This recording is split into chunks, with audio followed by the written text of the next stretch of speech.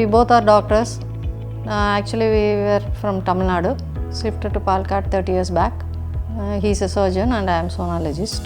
Doctor underwent knee surgery.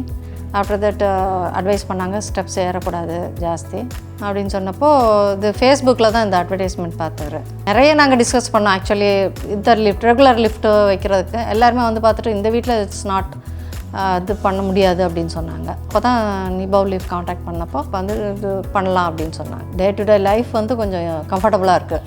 Daily நான் வந்து ஒரு 10-15 டைம்ஸ் மேலே ஏறி இறங்கணும்.